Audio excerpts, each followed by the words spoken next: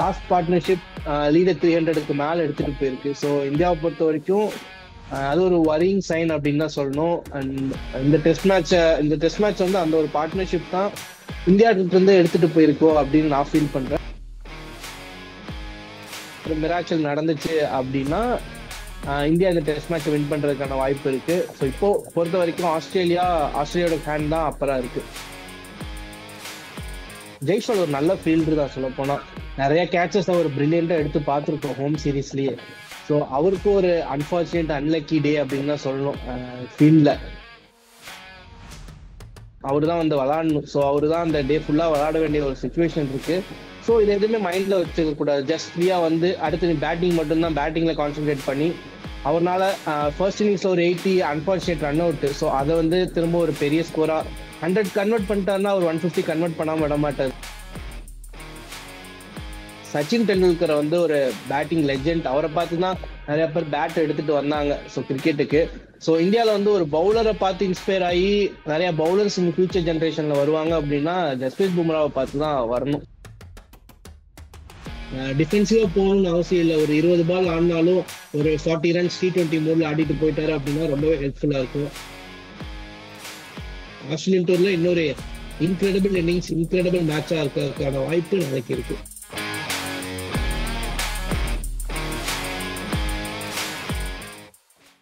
One India ஹவுசர் நேயர்களுக்கு வணக்கம். India versus Australia Border Gavaskar trophy ரொம்பவே ஒரு முக்கியமான கட்டத்தை அடைஞ்சிருக்கு. அதுலேயும் அந்த ஃபோர்த் டெஸ்ட் ரொம்ப ஒரு சூப்பரான ஒரு இடத்த அடைஞ்சிருக்கு. ஸோ நாளைக்கு ஃபைனல் டே. இன்னைக்கு ஃபோர்த் டே ஒரு ரோலர் கோஸ்டர் ரைடாகவே இருந்துச்சு. இந்தியாவுக்கு ஒரு கம்ப்ளீட்டான ஒரு பெட்டர் டே அப்படின்னு சொல்ல முடியுமா அப்படின்னு தெரியல. இருந்தாலும் இன்னைக்கு டே எப்படி இருந்துச்சு, நாளைக்கு எப்படி இருக்க போகிறாங்க, இந்த டெஸ்ட்டோட ரிசல்ட் எப்படி வரப்போகுது அப்படின்றதெல்லாம் பற்றி பேசுறதுக்காக கிரிக்கெட் அனலிஸ்ட் கிருபாகரன் நம்மளோட நினைச்சிருக்காரு. சார் வணக்கம் சார். வணக்கம் ப்ரோ. எனக்கு ஒரு டவுட் இருக்கு. இந்த ஃபோர்த் டே அப்படின்றது இந்தியாவுக்கு ஒரு கம்ப்ளீட்டான ஒரு நல்ல டே, நம்ம ஒரு சூப்பரா பண்ணிட்டோம் அப்படின்னு சொல்ல முடியுமா? எப்படி எடுத்துக்கிறது இந்த டேவை? உங்களோட பாயிண்ட் ஆஃப் வியூ. நான் ஒரு பஞ்சோட ஸ்டார்ட் பண்றேன். ஆக்சுவலா இந்தியாவுக்கு வந்து இந்த டே நல்லா ஸ்டார்ட் ஆகி டல்லா முடிஞ்சிருக்கு அப்படின்னு தான் சொல்லணும். ஓகே. ஏன்னா இந்தியா வந்து ஸ்டார்டிங்ல ஆஸ்திரேலியன் பேட்டிங் வரும்போது ஸோ நான் எக்ஸ்பெக்ட் பண்ணேன் அப்படின்னா ஒரு 74 இருக்கும்போது ஒரு 100க்குள்ள ஒரு 4 விக்கெட் போனா நல்லா இருக்கும் அப்படின்னு நான் எக்ஸ்பெக்ட் பண்ணேன். பட் அதுக்கும் மேல போய் 91 for 6 அப்படிங்கும்போது ரொம்பவே சூப்பரான பொசிஷன்ல இருந்தோம் நம்ம. அடுத்ததா ஒரு 150 அந்த மாதிரி கொடுத்தாங்க அப்படின்னா ஒரு 250 டார்கெட் அந்த மாதிரி இந்தியாவுக்கு வரும் அப்படின்னு எக்ஸ்பெக்ட் பண்ணோம். பட் அந்த லாஸ்ட் விக்கெட் பார்ட்னர்ஷிப் நடுவில் ஒரு சின்ன சின்ன பார்ட்னர்ஷிப் பில்ட் ஆச்சு. லாஸ்ட் பார்ட்னர்ஷிப் லீடர் 300க்கு மேல எடுத்துட்டு போயிருக்கு. ஸோ இந்தியாவை பொறுத்த வரைக்கும் அது ஒரு வரிங் சைன் அப்படின்னு தான் சொல்லணும். அண்ட் இந்த டெஸ்ட் மேட்ச் வந்து அந்த ஒரு பார்ட்னர்ஷிப் தான் இந்தியா கிட்ட இருந்து எடுத்துட்டு போயிருக்கோம் அப்படின்னு நான் ஃபீல் பண்றேன். But still test match is on. ஒரு ஃபேனா இருந்து, நியூட்ரலா ஒரு ஃபேனா இருந்து பார்க்கும்போது ஒரு ஃபிஃப்த் டே 300+ சேஸ் ஒரு டீம் பண்றாங்க ஒரு 90 ஓவர்ஸ்ல அப்படிங்கும்போது ஒரு ஃபேனா பார்க்கும்போது, ஒரு கிரிக்கெட் ஃபேனா, ஒரு டெஸ்ட் மேட்ச் ஃபேனா பார்க்கும்போது ரொம்பவே சூப்பரான மேட்ச், சூப்பரான டே வந்து நாளைக்கு பார்க்க போறோம் அப்படின்னு தோணுது. Okay, okay. இன்னைக்கு டே ஆரம்பிக்கும் போது நீங்க சொன்ன மாரி, டே ஆரம்பிக்கும் போது இந்தியாக்கு இது இவ்வளோ ஃபேவரா இருந்திருக்குமான்னா, நமக்கு ஒரு பெரிய கொஸ்டின்ஸ் இருந்துச்சு. ஏன்னா, அவ்வளோ நம்மள்ட்ட இல்ல இந்த மேட்ச். ஒரு 2 நாள் வந்து ஃபுல்லாவே அவங்க கண்ட்ரோல்ல தான் இருந்துச்சு. இத டிரா பண்ண முடியுமா அப்படின்ற மாரியான ஒரு சிச்சுவேஷன்ல தான் நம்மளோட பேட்டிங் அப்ரோச்சுமே இருந்தது. பட் சடனா அந்த ஒரு ஸ்பெல் ஃப்ரம் பும்ரா, சிராஜ் ரொம்பவே வந்து ஒரு வெற்றிய பக்கத்துல கொண்டு வந்துட்டாங்க. ஸோ அப்படி இருந்தப்போ திருப்பியும் இது வந்து கொஞ்சம் கைய விட்டு போயிருச்சு அப்படின்ற மாரியான சிச்சுவேஷன் எடுத்துக்கலாமா? ஈவன் நாளைக்கு ஒரு மிராக்கிள் நடக்கும் பட்சத்துல அத தாண்டி ஒரு சேஃப் ஜோன்ல இருந்து இந்தியா கை விட்டுட்டாங்களோ இத? ஸோ நீங்க சொன்ன மாதிரி தான் ஃபர்ஸ்ட் 2 days அவங்க கை தான் ஓங்கி இருந்துச்சு. அதுக்கப்புறம் மேட்ச் வந்து டேர்ன் பண்ணது வந்து நிதிஷ்குமார் ரெட்டி அண்ட் வாஷிங்டன் சுந்தர் கண்டிப்பா சொல்லியே ஆகணும். பும்ரா அண்ட் சிராஜோடைய எக்ஸலன்ட் ஸ்பெல்லுக்கு முன்னாடி அவங்கள நம்ம மென்ஷன் பண்ணியே ஆகணும். ஸோ அவங்க தான் கேம் ஓரளவுக்கு எடுத்து மீட்டு கொண்டு வந்தாங்க. அதுக்கப்புறம் சிராஜ் அண்ட் பும்ரா அவங்களுடைய ஜாபை கரெக்டா பண்ணாங்க. கூட நிறைய ஆகாஷ் தீப்போடைய சப்போர்ட் இருந்துச்சு. அண்ட் அன்லக்கின்னு தான் சொல்லணும், 2 டிராப் கேச்சஸும் ஆச்சு. ஸோ அவரும் அவருடைய ஒர்க்கு கரெக்டா பண்ணாரு. ஸ்பின்னர்ஸும் கூட ஓரளவுக்கு அவங்களுடைய ஜாப் கரெக்டா பண்ணியிருந்தாங்க. ஸோ அவங்களுக்கு விக்கெட் எடுக்கணும் அப்படிங்கிறது ஒரு ஆப்ஷன் இல்லை இந்த பிச்சை பொறுத்த வரைக்கும். ஃபாஸ்ட் பவுலர்ஸுக்கு தான் மெயின் அந்த விக்கெட் டேக்கிங் அப்படிங்கிற ஒரு ஜாப். ஸோ ஸ்பின்னர்ஸும் அவங்களுடைய ஜாப் அந்த லைனை டைட்டா வைக்கிறது பண்ணியிருந்தாங்க. பட் ஆனா அந்த ஃபர்ஸ்ட் 7 விக்கெட்ஸ் அதை தாண்டி ஆஸ்திரேலியா வந்து கொஞ்சம் கேம்குள்ள வந்திருக்காங்க அப்படின்னு தான் சொல்லணும். ஸோ ஸோ அந்த ஒரு நாளைக்கு நீங்க சொல்ற மாதிரி ஒரு மிராக்கிள் நடந்துச்சு அப்படின்னா இந்தியா இந்த டெஸ்ட் மேட்ச் வின் பண்றதுக்கான வாய்ப்பு இருக்கு. ஸோ இப்போ பொறுத்த வரைக்கும் ஆஸ்திரேலியாவோட ஹேண்ட் தான் அப்பரா இருக்கு. ஓகே. நம்ம இந்த ஆஸ்திரேலியா அப்பர் ஹேண்ட் எடுத்திருக்காங்க அப்படின்றப்ப பேசும் பட்சத்திலே நம்ம இத பேசாம இருக்க முடியாது. ஏன்னா 91 ஃபார் 6ன்ற ஒரு சிச்சுவேஷன்ல ஒரு லபுஷேனுக்கு ஒரு ஒரு கேட்ச் டிராப் ஆகுது ஜெய்ஷ்வால்ட்ட இருந்து. அஃப்கோர்ஸ் ஸ்லிப்ல வந்துட்டு இந்த மாதிரி டிராப்லாம் நம்ம பார்க்க முடியும். பட் ஆனா இந்த மாதிரியான ஹை ஸ்டாண்டர்ட்ஸ் இருக்கும்போது அது ஒரு ஈஸி கேட்சா இருந்துச்சு. அந்த மிஸ்ஸஸ் வந்து ரொம்பவே காஸ்ட்லி ஆயிருச்சுன்னு நினைக்கிறீங்களா? ஏன்னா ஜெய்ஷ்வால்ட்ட இருந்துமே மொத்தம் 3 டிராப் வந்துச்சுன்னு நினைக்கிறேன். கவாஜாக்கு 1, அதுக்கப்புறம் லபுஷேனுக்கு 1, அப்புறம் கமின்ஸ்க்கு 1. மித்த 2ம் ரொம்ப டஃப்பா இருந்தாலும் இது ரொம்பவே ஒரு ஈஸியானது. இது எவ்வளவு தூரம் இம்பாக்ட் பண்ணுச்சுன்றீங்க? ஜெய்ஷ்வாலுக்கு இது நாளைக்கு கேம்ல இம்பாக்ட் ஆகும்னு நினைக்கிறீங்களா? இதெல்லாம் மைண்ட்ல இருக்கும்னு நினைக்கிறீங்களா? ஸோ அதான் ஃபர்ஸ்ட் சொன்ன மாதிரி ஆகாஷ் தீப்புக்கு ஒரு அன்லக்கி. அதுக்கப்புறம் ஜெய்ஷ்வால் ஒரு நல்ல ஃபீல்டர் தான் சொல்ல போனா. நிறைய கேச்சஸ் அவர் பிரில்லியண்டா எடுத்து பார்த்துருக்கோம் ஹோம் சீரீஸ்லயே. ஸோ அவருக்கு ஒரு அன்பார்ச்சுனேட் அன்லக்கி டே அப்படின்னு தான் சொல்லணும் ஃபீல்ட்ல. ஸோ அந்த கேட்ச், ஸோ கவாஜோட கேட்ச் அவ்வளோ பெரிய காஸ்ட்லியா இருந்த மாதிரி தெரியல, அவரை சீக்கிரம் எடுத்துட்டாங்க. கமின்ஸ் ஒரு பேக் ஆஃப் டென்ல தான் வராரு, ஸோ அவரையும் சீக்கிரம் எடுத்துட்டாங்க. லாபிஸ்டேனோட விக்கெட் ரொம்பவே இம்பார்ட்டன்டான ஒரு விக்கெட். ஏன்னா ஆஸ்திரேலியால அந்த டாப் ஆர்டர் காலியானதுக்கு அப்புறம் அவர் அடிச்ச ரன்ஸ் தான் கொஞ்சம் பார்ட்னர்ஷிப் அப்படியே எடுத்துட்டு வந்துச்சு. அண்ட் அவர் ஸோ அந்த டைம்ல அவர் அதுக்கப்புறம் அவுட் ஆயிட்டாருன்னு பார்க்கும்போது கூட அந்த டைம்ல கேட்ச் டிராப் ஆன சுச்சுவேஷன்ல எல்லாத்துக்கும் ஒரு விஷயம் என்ன இருந்திருக்கும் அப்படின்னா, லாபிஸ்டேன் நின்ட்டாரு அப்படின்னா அந்த டெஸ்ட் மேட்ச் கையை விட்டு போயிடும் அப்படிங்கிற ஒரு நிலைமை தான். ஸோ அந்த இடத்துல அந்த கேட்ச் வந்து ரொம்ப காஸ்ட்லியா இருந்துச்சு அந்த மிஸ் அப்படிங்கிறது. ஸோ நீங்க கேட்ட மாதிரி நாளைக்கு ஜெய்ஷ்வாலுடைய கேம்ல இதை அஃபெக்ட் பண்ணுமா அப்படின்னு கேட்டா, இத பத்தி அவர் திங்க் பண்ணாரு அப்படின்னா கண்டிப்பா அஃபெக்ட் ஆகும். ஸோ இதை பத்தி ஓகே, முடிஞ்சிருச்சு, 3 விக்கெட்ஸும் நம்ம எடுத்தாச்சு. ஸோ இனி அடுத்து நமக்கு இருக்கிறது டார்கெட் 300+ செட் பண்ணியிருக்காங்க, அதை எப்படி சேஸ் பண்ணணும் அப்படிங்கிற ஒரு மைண்ட் செட்ல தான் வரணும். ஏன்னா அவர் தான் ஃபர்ஸ்ட். நாளைக்கு ஒரு விக்கெட் தான் இருக்கு. ஸோ 5 ஓவர்ல முடிச்சுட்டாங்க அப்படின்னா அவர் தான் வந்து விளாடணும். ஸோ அவர் தான் அந்த டே ஃபுல்லா விளாட வேண்டிய ஒரு சுச்சுவேஷன் இருக்கு. ஸோ இது எதுவுமே மைண்ட்ல வச்சுக்க கூடாது. ஜஸ்ட் ஃப்ரீயா வந்து அடுத்து நீ பேட்டிங் மட்டும்தான், பேட்டிங்ல கான்சென்ட்ரேட் பண்ணி அவர்னால ஃபர்ஸ்ட் இன்னிங்ஸ்ல ஒரு 80 அன்பார்ச்சுனேட் ரன் அவுட். ஸோ அதை வந்து திரும்ப ஒரு பெரிய ஸ்கோரா 100 கன்வெர்ட் பண்ணிட்டாருன்னா அவர் 150 கன்வெர்ட் பண்ணாம விட மாட்டாரு. ஸோ அதை அவர் அந்த ஒரு ஸ்டாண்டர்ட்ல அவர் அதை மைண்ட்ல வச்சு ஆடணும். ஸோ அதுதான் நாளைக்கு இம்பார்ட்டன்ட். இன்னொரு முக்கியமான விஷயம் தொடர்ச்சியா பேசப்படுறது என்னன்னா ரோஹித் சர்மாவோட கேப்டன்சி. இந்த மாதிரி விக்கெட்ஸ் போயிட்டு இருக்கு, டக்குன்னு கேம் அவே ஆகுது, 2 பேட்ஸ்மேன் பார்ட்னர்ஷிப் இருக்காங்க அப்படின்னா ரொம்ப டிஃபென்சிவ் ஆயிடுறாரு. ஈவன் லோவர் டவுன் ஆர்டர்ல பேட் பண்றவங்களுக்கு கூட டிஃபென்சிவ் ஃபீல் செட் பண்றதுன்றது நம்மளோட அந்த விக்கெட் டேக்கிங் எபிலிட்டியை கொஞ்சம் குறைச்சிருது அப்படின்னு அவர் மேல நிறைய விமர்சனங்கள் வைக்கப்படுது. இன்னைக்கு அந்த லேட்டர் ஹாஃப்ல அவங்க நிறைய ரன்ஸ் அடிச்சிட்டு இருக்கப்போ இல்ல விக்கெட்ஸ் கொடுக்காம இருந்தப்போ ரோஹித்தோட கேப்டன்சின்றது எப்படி இருந்துச்சு உங்களுக்கு? ஸோ நான் இதை வந்து எப்படி கம்பேர் பண்றேன் அப்படின்னா, இந்தியாவுடைய டே எனக்கு எப்படி இருந்துச்சு அப்படிங்கிறது வந்து ரோஹித் சர்மாவுடைய கேப்டன்சியும் நம்ம எடுத்து பார்க்கணும். ஏன்னா ஃபர்ஸ்ட் ஆஃப்ல ரோஹித் சர்மாவுடைய கேப்டன்சியை பத்தி நிறைய பேர் இந்த டெஸ்ட் இந்த சீரீஸ்ல அவரோட கேப்டன்சி இந்த ஒரு ஃபேஸ்ல தான் நல்லா இருந்துச்சு அப்படின்னு சொன்னாங்க. ஏன்னா டிராவிஸ் ஹெட்டுக்கு நிதிஷ்குமார் ரெட்டியை ஃபீல்ட் செட் பண்ணதா இருக்கட்டும், நிறைய பிரில்லியன்ட் அந்த பவுலிங் ரொட்டேஷன் கொண்டு வரதா இருக்கட்டும், நிறைய விஷயங்கள்ல இந்த 91 ஃபார் 6 கொண்டு வரதுக்கு காரணம் ரோஹித் சர்மாவுடைய கேப்டன்சியும் ஒரு மிகப்பெரிய ஒரு டேர்னிங் பாயிண்ட் அப்படின்னு சொல்லலாம். பட் கேம் திரும்பவும் இந்தியா விட்டு வெளியே போனதுக்கு காரணமும் ரோஹித் சர்மாவுடைய கேப்டன்சி தான் நம்ம சொல்ல முடியும். ஏன்னா last partnership Boland and Nathan Lyon விளையாடும் போது 2 பேருமே 10 and 11 பேட்ஸ்மேன்ஸ். ஸோ 10 and 11க்கு ஃபீல்ட் செட் அப்படிங்கிறது எந்த ஒரு கேப்டனா இருந்தாலும் டிஃபென்சிவா இருக்க மாட்டாங்க, ஒரு அட்டாக்கிங் ஃபீல்ட் செட் தான் இருக்கும். பிளேயர்ஸ் எல்லாம் முன்னாடி தான் நிப்பாட்டுவாங்க.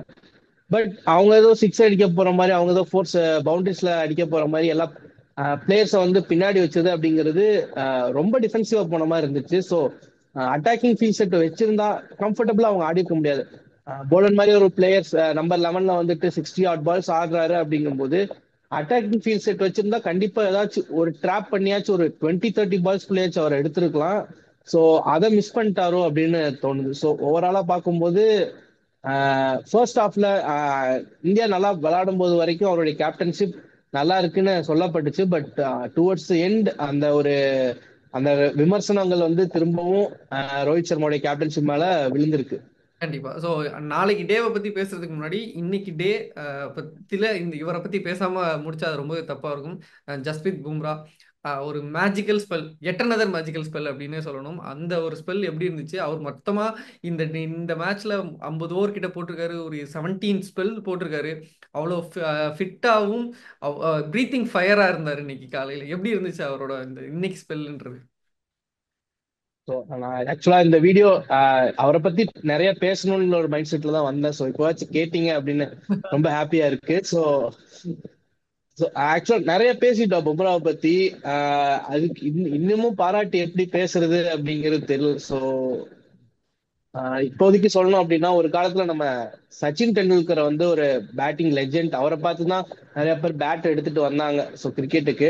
ஸோ இந்தியாவில் வந்து ஒரு பவுலரை பார்த்து இன்ஸ்பயர் ஆகி நிறைய பவுலர்ஸ் இன் ஃபியூச்சர் ஜென்ரேஷன்ல வருவாங்க அப்படின்னா ஜஸ்பிரீத் பும்ராவை பார்த்து தான் வரணும். ஸோ ஃபர்ஸ்ட் இந்த டெஸ்ட் சீரிஸ் ஆரம்பிச்சதுல இருந்து பேட்டிங் அவ்வளவு பெருசா இந்தியாவுக்கு கை கொடுத்த மாதிரி தெரியல. பட் ஜஸ்பிரீத் பும்ரா ஒரு எண்ட்ல அவர் வந்து ஒரு வேற ஒரு பிளானட்ல ஆடுற மாதிரி இந்தியாவுக்கு எப்பப்பெல்லாம் ஆபத்து வருதோ அப்பப்பெல்லாம் நான் இருக்கேன் அப்படின்னு சொல்லிட்டு வராரு. அண்ட் இந்த டெஸ்ட் மேட்ச்ல நீங்க சொன்ன மாதிரி 50 ஓவர்ஸ் மேல போட்டிருக்காரு, 17 ஸ்பெல்ஸுக்கு மேல போட்டிருக்காரு.